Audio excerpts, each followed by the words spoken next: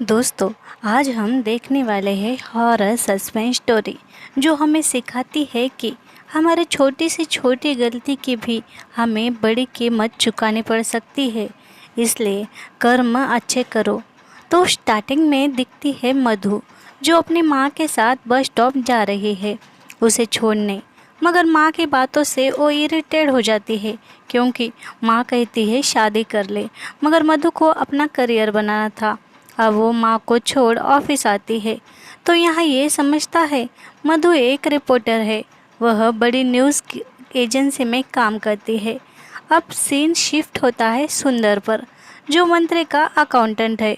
वो ऑफिस से घर जा रहा था, मगर मंत्री का पीए कहता है, उसे कॉल करता है, कहता है मंत्री को 100 करोड़ का हिसाब अभी के अभी लिखना है। अब सुंदर हाईवे पर था। वहाँ से यू टर्न लेने के लिए वो डिवाइडर से 2-3 पत्थर बाजू में रख वहाँ से चला जाता है, शॉर्टकट रास्ता लेकर। सुंदर ने सुंदर ने डिवाइडर हटा दिया था, मगर उसे ठीक से लगाया नहीं था। वहाँ पुल पर बैठा भिखारी उसके गाड़ी का नंबर नोट कर लेता है। अब इधर मधु अब तक ऑफिस में काम कर रही थी। रात काफ़ी हो गई थी और ऑफिस में कोई नहीं था। अब वो भी घर के लिए निकलती है। इधर सुंदर भी अपने घर आता है। गेट पर ही वॉचमैन उसे एक कुरियर देता है। अब यहाँ ये समझता है सुंदर को एक छोटा बेटा भी है, मगर बेटे के लिए उसने बीवी से अपना करियर जॉब स्टॉप करवाया था। अब वो जॉब फिर से चालू करना चाहती है, मगर सुंदर को लगता है बीवी घर पर रहकर बच्चे का ध्यान रखे। इस बात पर सुंदर और उसकी बीवी में बहस होती है और रात में उसकी बीवी बिना बताए घर छोड़कर जाती है। अब सुंदर सोया था, तभी उसके घर में अजीब सी आवाज़ें उसके घर में घूमती है और ऐसा लगता है जैसे कोई उसके पास आ रहा हो। अब दूसरे दिन सुबह मधु ऑफिस के लिए निकलती है और आती है उसी पुल पर जहाँ सुंदर ने डिवाइडर खिसकाया था। मधु डिवाइडर ठीक करती है और उस भिखारी से कहती है, गाड़ी का नंबर नोट किया क्या? यानी वो भिखारी मधु के कहने पर ही डिवाइडर खिसकाने वाले गाड़ी का नंबर नोट करता था और मधु को देता था। अब मधु ऑफिस में आकर किसी को कॉल करती है और उस गाड़ी नंबर से उस डिवाइडर खिसकाने वाले का एड्रेस निकालती है। अब मधु आती है क्राइम रिपोर्टर आदि के पास। मधु आदि को लाइक करती थी।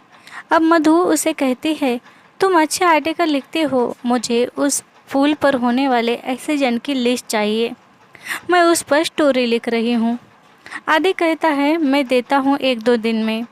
अब दोपहर में मधु को सुंदर का एड्रेस मिलता है।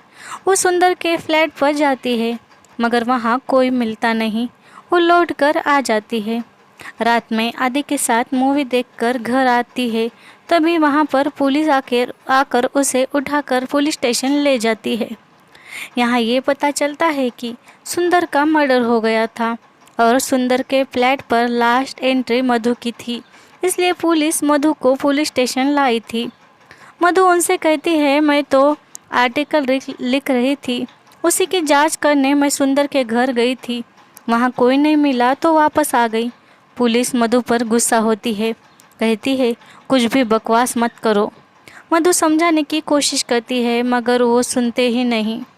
पुलिस मधु पर डाउट करते हैं, उसी ने सुंदर को मारा होगा ऐसा सीनियर पुलिस को लगता है। मधु कहती है, सर मैं डिवाइडर खिसकाने वाले का इंटरव्यू लेना चाहती थी, बस ऐसी ऐसी कैसी इमरजेंसी होती है उनको ये जानना चाहती थी मैं, क्योंकि डिवाइडर खिसका के वह किसी और का बहुत नुकसान करते हैं, दूसरे को मरने के लिए छोड़। एक पुलिस अर्जुन को मधु की बातें सच लगती है। वो फिर भी सीनियर के ऑर्डर फॉलो करते वो मधु को कहता है, मैम आपको रिमाइंडर रूम भेजते हैं। तब मधु कहती है, सर अगर मैं सुंदर को मारने गई तो मेरा असली नाम क्यों लिखती? ये देखो मैं हर किसी के नंबर नोट करती हूँ। वो भिखारी मुझे नंबर देता है, 10 नंबर है मेरे पास, मैं बस आर्टिकल के लिए ये कर रही थी। पुलिस उसके पास के दूसरे गाड़ी के नंबर्स ले जाकर चेक करता है तो उसे वो 10 लोग भी मरे हुए दिखते हैं। अर्जुन मधु से कहता है, तुम जो नंबर लिखती हो वही नंबर का गाड़ी वाला इंसान मर जाता है, तुम ही मारती हो उसे, ये शक है हमें। अब मधु बहुत परेशान होती है, रोने लगती है क्योंकि उसने तो सिर्फ नंबर लिखे थे मगर उन लोगों को मारने वाली मधु नहीं थी। अब उस पुल पर बैठने वाले भिखारी को पुलिस पकड़कर लाती है और अब जो भिखारी ने गाड़ी का नंबर लिखा था उसका एड्रेस निकालकर पुलिस मधु को भी उस आदमी के घर ले जाती है। वो आदमी एक एडवोकेट था। वो पुलिस से भी बहुत बदतमीजी से बात करता है। अर्जुन और मधु उसके घर से निकलते हैं मगर सोसाइटी के पार्किंग के बाहर जैसे ही आते हैं वो आदमी ऊपर से उनकी गाड़ी पर गिरकर मर जाता है। अब मधु बहुत डर जाती है। अर्जुन को लगता है कि इसमें मधु का कोई कसूर नहीं। डिवाइडर हटाने वाले लोग मर रहे थे मगर उन्हें कौन मार रहा था ये अभी सस्पेंस था। अब अर्जुन अपने सीनियर से कहता है, सर ये केस बहुत कॉम्प्लिकेटेड है, मधु का इसमें कोई हाथ नहीं मगर जितने भी डिवाइडर हटाने वाले लोगों का उस भिखारी ने गाड़ी नंबर नोट किया वो सारे मर गए थे।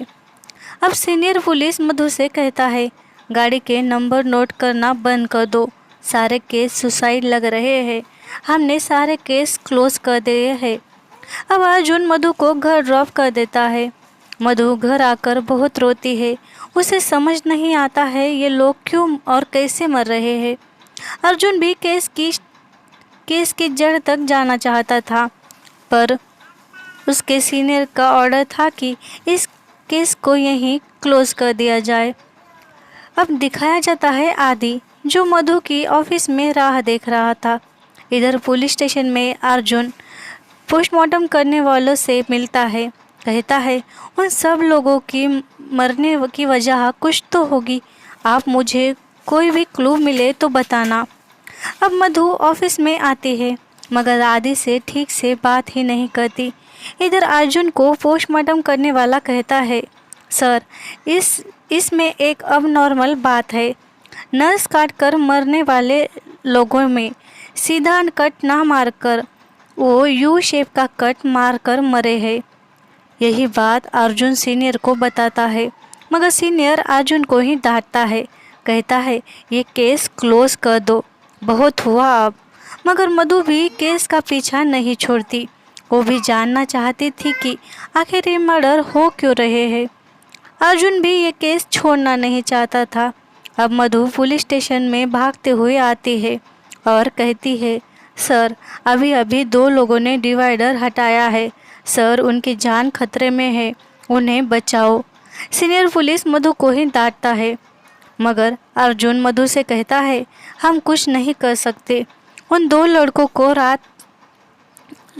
को अब रात में अर्जुन एक जेल के बेसमेंट में बंद करता है और मधु से कहता है, वो दोनों यहाँ सेफ है। मधु तुम टेंशन मत लो, अब ये लोग सीसीटीवी में देखते हैं, उनमें से एक लड़का दूसरे लड़के को मार रहा था, ऐसे ही वो लड़ रहे थे। उनमें से एक लड़का अब नॉर्मल हरकतें करता है, कहता है यू टर्न क्यों लिया और उसे दूसरे लड़के को मारने लगता है। पुलिस वाले दरवाज़ा खोलने की बहुत कोशिश करते हैं पर दरवाज़ा भी खुलता नहीं। एक लड़का अजीब सी आवाज़ें निकालता है, ऐसा लगता है उसके अंदर कोई आत्मा आ गई हो। उन 2 लड़कों में से एक लड़का अजीब बड़बड़ाता दूसरे को मार देता है और खुद भी मर जाता है। पुलिस उन्हें बचाने की बहुत कोशिश करती है पर कुछ भी फ़ायदा होता नहीं।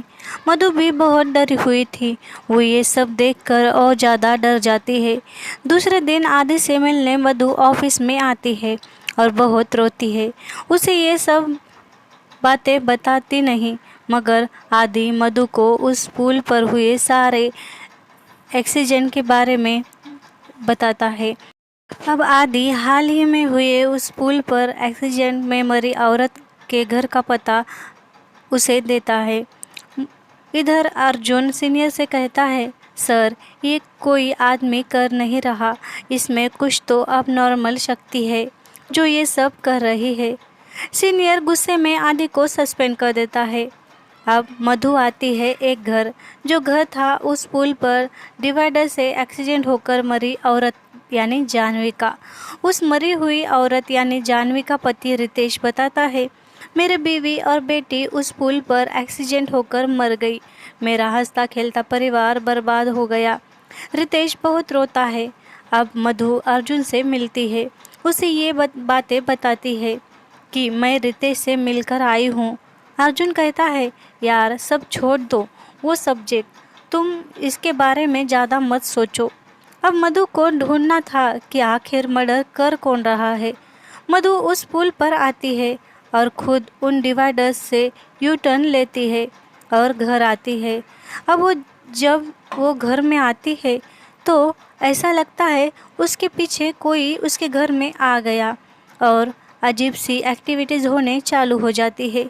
कुछ आवाज़ें भी आती है। मधु ये सब नोटिस कर रही थी। मधु अपनी माँ से कॉल करती है, कहती है, माँ मुझे बहुत डर लग रहा है, और आदि के बारे में माँ से बातें करती है। इधर अर्जुन यू टर्न के केस के बारे में ही सर्च कर रहा था। अब मधु को आदि मैसेज पर भी प्रपोज करता है। मधु हंसते हुए सो जाती है, मगर गाड़ी के हॉर्न से उसकी आँख खुलती है तो वो अपने बेड पर तो थी पर घर में नहीं थी, उस पुल पर आ गई थी और उसके पीछे थी बहुत सी आत्माएं। और मधु को दिखता है कि जानवी और उसकी बेटी कैसे मरी, उसी डिवाइडर से एक्सीडेंट होकर। तभी हम देखते हैं ये मधु का सपना था। वो चीख कर उठती है और अपने कमरे में चारों ओर बैटरी लगाकर देखती है। वो नीचे हॉल में आ जाती है पर वहाँ भी लाइट नहीं थी। मधु बहुत डरी हुई थी। वो जैसे तैसे किचन से पानी लेकर रूम में जा रही होती है तो उसे रितेश की बीवी जानवी और बेटी अपने घर में दिखते हैं। जानवी की आत्मा मधु से कहती है, आज डिवाइडर तुमने खिसकाया, तुमने मारा मेरे बेटे को। मधु कहती है, मैं तो सिर्फ देख रही थी उन लोगों का मर्डर कैसे हो रहा है। मैंने तो कितनी बार डिवाइडर सीधे से लगाया है। अब हमें यहाँ ये समझता है कि रितेश की बीवी जानवी और बेटी एक्सीडेंट में मर गए, पर उनकी आत्मा अभी भी उसी पुल पर भटक रही है। जो कोई वो डिवाइडर खिसकाता है उसे जानवी मार देती है। मधु बहुत डर जाती है। जानवी से कहती है, मैं तुम्हें बताऊंगी कि आखिर तुम्हारे एक्सीडेंट के दिन उस डिवाइडर को खिसकाया किसने था। मधु जानवी की आत्मा से कहती है, प्लीज़ मुझे छोड़ दो, मैं तुम्हें एग्जैक्ट बताऊंगी कि आखिर कौन तुम्हारा गुनहगार है, किसने उस दिन डिवाइडर खिसकाया था और तुम्हारा एक्सीडेंट होकर तुम और तुम्हारी बेटी मर गई। तब जानवी कहती है, कल तक का टाइम है तुम्हारे पास। अब सुबह मधु उठती है और अर्जुन के पास आकर उसे सब बताती है।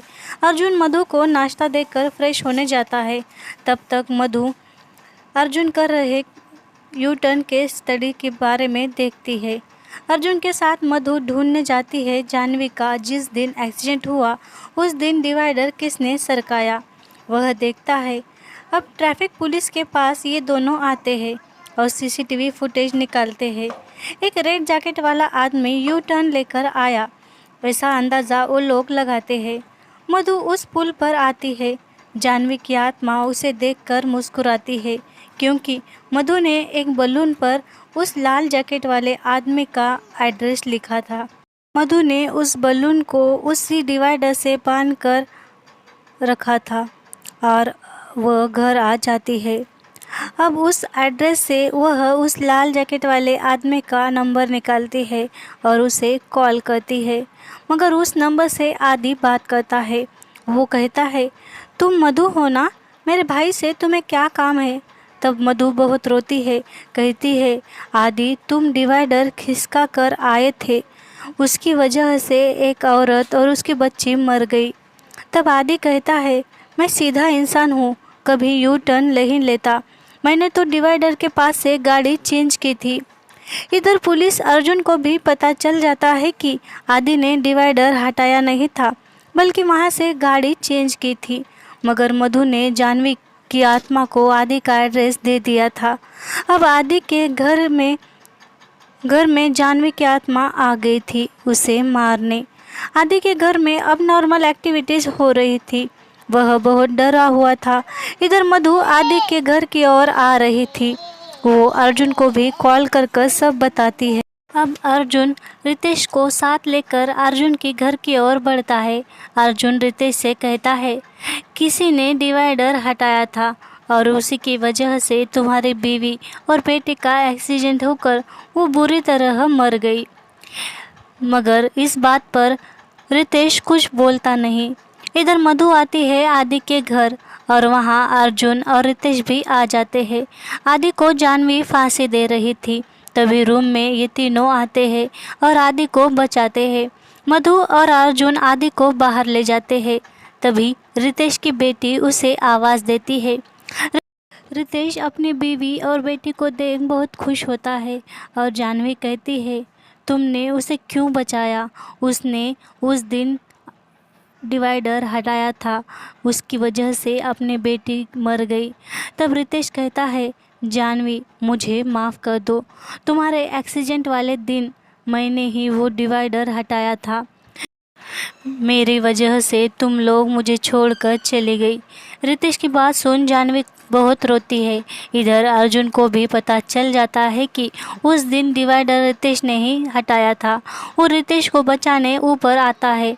इधर जाह्नवी रितेश को मार रही थी। तब उसकी बेटी रोती है, कहती है, मम्मी पापा को कुछ मत करो, वो मेरे पापा है।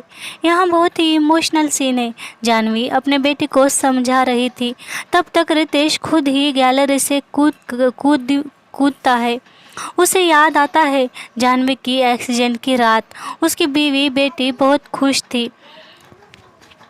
उस दिन उसकी बेटी का बर्थडे था। मगर रितेश जब ऑफिस से घर आ रहा था तब उसने ही यू टर्न लेकर उस डिवाइडर हटाया था और उसकी वजह से जाह्नवी का एक्सीडेंट हुआ और वह दोनों माँ बेटी बहुत बुरी तरह मर गई। रितेश गैलरी से कूद तो जाता है मगर मरता नहीं, क्योंकि जाह्नवी उसे बचा लेती है और रितेश से कहती है, तुम अब तड़पो हमारे लिए, तुम्हारी वजह से मरे हैं हम दोनों। जाह्नवी और उसकी बेटी की आत्मा जा रही होती है। बेटी कहती है, मम्मा पापा नहीं आएंगे क्या साथ? तब जाह्नवी कहती है, नहीं, उन्हें बहुत काम है, हम लोग जाते हैं, चलो। यानी जाह्नवी ने जिंदा रखकर ही रितेश को बहुत बड़ी सज़ा दे दी थी। अब वो उम्र भर पछताने वाला था कि काश मैंने डिवाइडर नहीं हटाया होता तो मेरी भी हैप्पी फैमिली रहती।